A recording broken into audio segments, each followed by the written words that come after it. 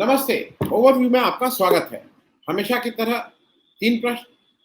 क्या विपक्ष की घेराबंदी भाजपा पर पड़ रही भारी? दूसरा, क्या भाजपा मंदिर मस्जिद को फिर चुनावी मुद्दा बनाएगी? और तीसरा, क्या बड़ी महंगाई आम आदमी का देश के लिए सहयोग है? आगे बढ़ने से पहले हमेशा की तरह आपसे अपील, अगर आपसे संभव है तो चैनल को सब्सक्राइब करें और अगर हो सके तो हमारे चैनल की मेंबरशिप भी ले लें।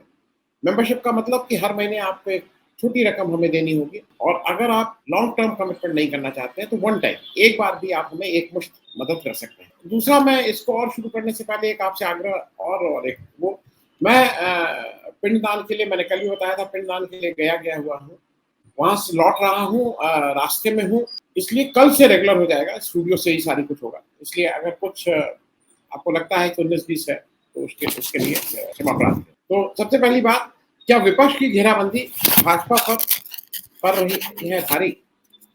ये इसलिए मैं कह रहा हूँ कि इस समय कुछ भाजपा घिरती हुई नजर आ रही है। उसने सबसे लड़ाई कर ली, उसने सबको बुरा भला कहा है और इतने हार्श शब्दों का प्रयोग किया, जैसे जैसे बहुत से लोग साथ रहते थे फिर छोड़ के चले जाते थे। शरद पवार सोनिया गांधी का साथ छोड़ के गए थे, लेकिन एक भाषा की मर्यादा रखते थे। वो जर्सी गाय, दीदी ओ दीदी, रावण की हंसी, इन शब्दों का प्रयोग नहीं करते थे, खूनी पंजा इत्यादि इत्यादि। लेकिन यहाँ पे जो पूरा जो भाजपा का वो है, चाहे उसके प्रोफेसर साहब हों और चाहे उसके प्राइमरी स्कूल के मास्टर साहब हों, जितने लोग आते हैं उनकी अगर भाषा आप देखिए तो एरोगेंट ही नहीं होती है, उसमें बहुत ही अपमानजनक शब्द होते हैं। उनका जो ट्रोल आर्मी है, जिस तरह के शब्दों और उनका प्रयोग करता है, वो बहुत ही निम्न कोटि का होता है। तो मुझे मुझे एक कारण जो उनकी मुश्किल हो रही है कि जैसे होता नहीं है, बहुत दिन तक तो आपकी दादागिरी चल सकती, लेकिन फिर जितने छोटे छोटे ग्रुप हैं वो सब इकट्ठा हो जाए तो आपकी दादागिरी नहीं चल पाएगी। अब जैसे नीतीश कुमार को आप भ्रष्टाचारी बोलते हैं कि वो भ्रष्टाचारी सब हो के वो, अरे भाई, नीतीश कुमार के ऊपर अगर कोई इस देश में भ्रष्टाचारी का आरोप नहीं ला सकता है, उनको कह सकता है दल बदल करते हैं, पलटू राम है, इधर से उधर चले गए, ये सारी चीजें लग सकती, लेकिन नीतीश कुमार के ऊपर भ्रष्टाचार का आरोप नहीं। वो केसीआर को बुरा बुरा कहते हैं और इसीलिए केसीआर भी उन्हीं की भाषा में उनका जवाब देते हैं। जो केसीआर भाषा इस्तेमाल करते हैं वो बिल्कुल मतलब टिट फॉर टैट वाली भाषा इस्तेमाल करते हैं।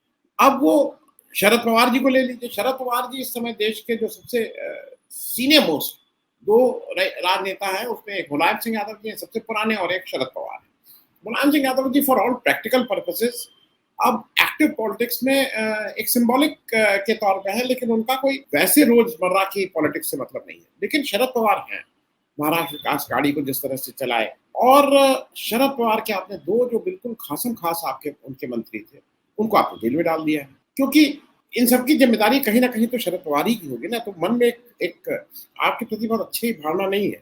फिर अब लालू के परिवार को ले लीजिए। लालू जी के परिवार में आप सबको ईडी की नोटिस भेज रहे हैं, उनकी लड़की को, लड़के को क्या क्या कह रहे हैं, भ्रष्टाचार भ्रष्टाचार कर रहे हैं। आप क्या कितने येदियुरप्पा जी आपके यहाँ बैठे हुए हैं और उसके बाद आप किसी को भ्रष्टाचार की बात कर रहे हैं? किसके किसके ऊपर व्यापक घोटाले के लोग आपके यहाँ बैठे हुए हैं। आप सत्ता में हैं, आप सबकी फाइल दबवाए हुए, हेमंत शर्मा की फाइल आप सब आप दबवा के रख सकते हैं, वो सब ठीक है, लेकिन मतलब ये कह देना कि केवल मेरे सारे लोग बिल्कुल वो, और लालू जी को, ममता बनर्जी के पूरे पार्टी के ऊपर जिस तरह से आप ईडी की रेड, इसकी रेड, उसकी रेड कर रहे थे, सभी देख रहे हैं। इन सब ये तो आपने एक वातावरण तैयारी कर लिया जो बहुत होस्टाइल है आपके प्रति। दूसरी तरफ जैसे कांग्रेस है, अब कांग्रेस की जो जो भी नीति है इस समय, वो विपक्ष के साथ कदम से कदम मिलाने को बिल्कुल ठीक से तैयार है, और उसमें मुझे नहीं लगता है कि कोई दिक्कत हो। कांग्रेस से मिलने के लिए भैया हो ही गया है कि नीतीश कुमार जी और लालू जी आएंगे, जैसे सोनिया गांधी जी वापस आ रही है विदेश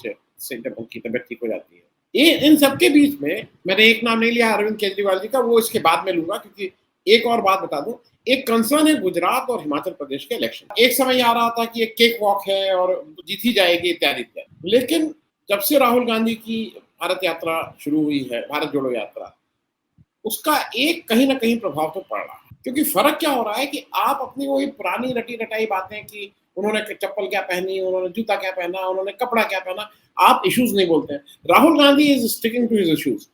महंगाई की बात करो, बेरोजगारी की बात करो, और धीरे-धीरे आप ये जो भी विमर्श बनाएँ, वो चाहे स्मृति ईरानी जी, मतलब आपके यहाँ से top to bottom, Amit Shah भी उनकी टी-शर्ट पे वो कर रहे हैं, आपकी स्मृति ईरानी जी झूठ बोल रही हैं कि वो विवेकानंद की मूर्ति का मतलब के दर्शन करने नहीं गए, इत्यादि इत्यादि। तो आप कुछ भी करें, एंड ऑफ द डे आप इश्यू तो फेस करना पड़ेगा। हो सकता है कि देश के लोगों को 8-10 साल लगे समझने में, लेकिन अब तो इश्यू फेस करना पड़ेगा। इस बीच एक काम और हुआ है जो अरविंद केजरीवाल जी की कल का मैंने, जब वो गुजरात गए हुए थे, तो अरविंद केजरीवाल जी भी एक दूसरे हैं जो, कुछ लोग कहते हैं ना कि कुछ लोग कहते हैं कि उनकी बी टीम से ज्यादा वो जो मोदी जी करते हैं ना, उसको उन्हीं के कॉइन में वापस देना जानते हैं।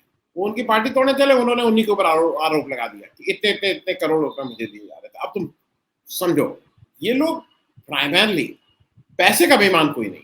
ये जो जितने मैं ये विपक्ष के लोग हैं, मैं जो नाम ले रहा हूँ, अरविंद केजरीवाल पैसे का बेईमान ही नहीं, एक एक्सपेरिमेंट कर रहे हैं, उनका एक्सपेरिमेंट बहुत सफल रहा है एजुकेशन और हेल्थ का।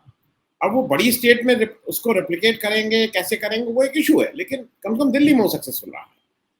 दिल्ली में एक चीज और समझ लीजिए, जब 2014 का इलेक्शन हुआ था तो मेरी निश्चित मान्यता है कि उस समय कांग्रेस के ऊपर जो अटैक आम आदमी पार्टी ने किया था, उसकी वजह से कांग्रेस का बहुत बड़ा एक नुकसान हुआ था और बीजेपी का इनडायरेक्ट फायदा हुआ।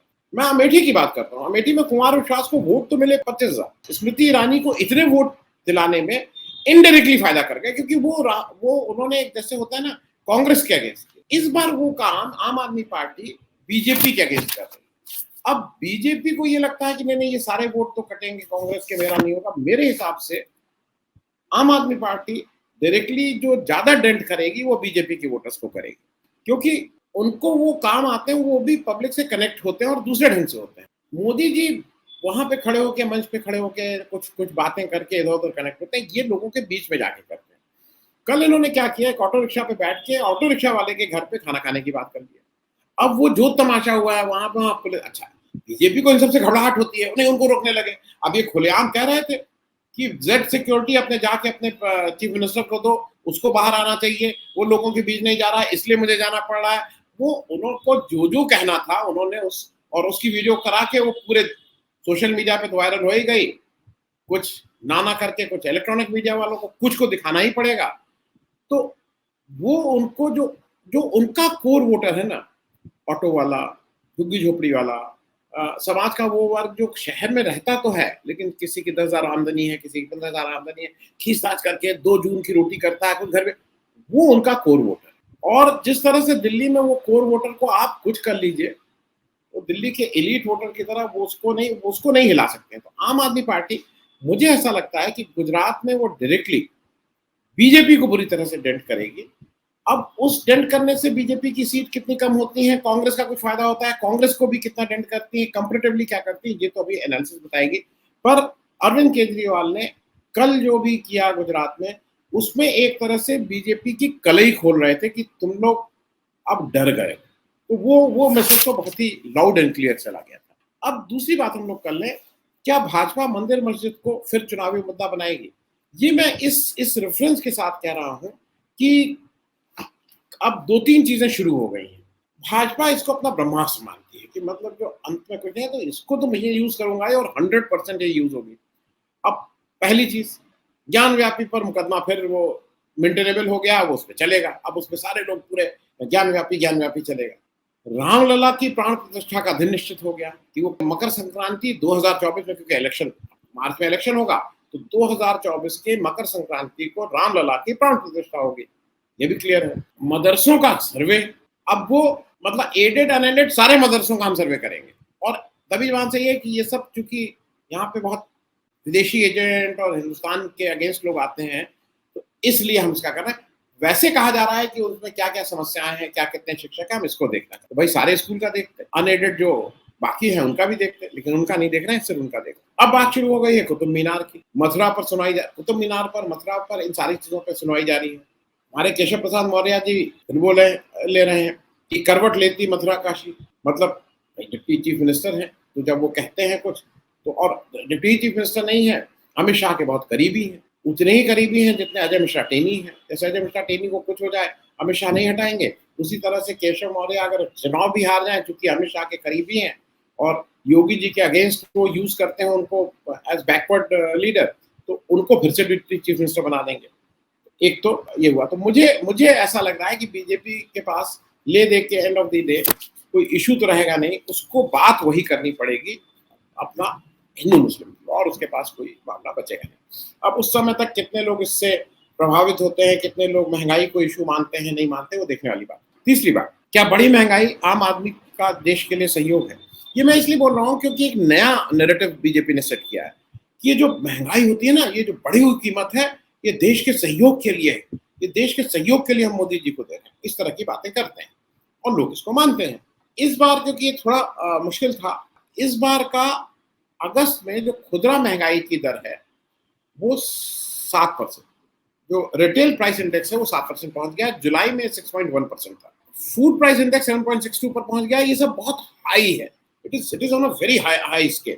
अब ये मैं सिर्फ आपको इसलिए बता रहा हूं कि हमारी निर्मला सीतारमण जी तो कहती हैं कि मैं प्याज खाती नहीं हूँ, तो मुझे तो कुछ मालूम नहीं है। तो अब हमारी अगर अगर फाइनेंस मिनिस्टर ये कहें कि हमें इस प्राइस का कुछ मालूम ही नहीं है, प्राइस क्या हो रहा है, तो इस पर क्या कोई उनसे बहस करेगा। इंडेक्स फॉर इंडस्ट्रियल प्रोडक्शन के अनुसार भारत की जो औद्योगिक विकास दर है वो 2.4 रह गई है, जो जून 2022 में अभी 2-3-4 महीना पहले 12.7%, अब 2.4% रह गई है। ये पिछले 4 महीने की सबसे कम विकास दर है, जबकि जो ये 2.4 है इसको जुलाई में एक्सपेक्टेड था कि 4.1 रहे। अब क्योंकि कुछ दिन पहले अगर आपको याद हो तो निर्मला सीतारमण जी ने कहा था कि महंगाई is no issue for us, महंगाई कोई बड़ी चिंता का विषय है ही नहीं, हम उसको कभी भी हैंडल कर सकते हैं। इस पे पी चिदम्बरम जी ने भी ट्वीट किया, हिंदुस्तान के फाइनेंस मिनिस्टर रहे हैं, पढ़े लिखे हैं, सुप्रीम कोर्ट में प्रैक्टिस करते हैं, उन्होंने भी बिल्कुल उन्होंने कहा है कि फूड इन्फ्लेशन है 7.62%। If the honorable finance minister doesn't see red even now, we can only conclude that she does not represent the average family in India. सही बात है, अगर उनको अभी भी लग रहा है कि कोई चिंता की बात नहीं है, ठीक है भाई। अब क्योंकि सीतारमण जी हैं, उनका ज्यादा इंटरेस्ट ये है जब वो साउथ में जाती हैं कि अगर वहाँ पीडीएस की दुकान से मोदी जी का जो पोस्टर या बैनर है का जो फ्लेक्स है वो हट जाता है, तो डीएम को बुला के आदेश देती हैं कि यहाँ पे ये किसी तरह से नहीं हटा। ये आदेश नहीं देती कि आदमी छूटा न रहे, ये आदेश नहीं देती है कि ये लिस्ट कंप्लीट है। मोदी जी का जो फ्लेक्स है ये परमानेंट पीडीएस की दुकान पे चिपका रहना चाहिए। ये प्रायोरिटी हमारे निर्मला सीतारमण जी जो फाइनेंस मिनिस्टर है उनकी है जब वो अपने दौरे पे जा रहे हैं। आज के लिए इतना ही, कल से थर्ड आई में फिर मिलेंगे रेगुलर शो के तहत। थैंक यू सो मच, धन्यवाद।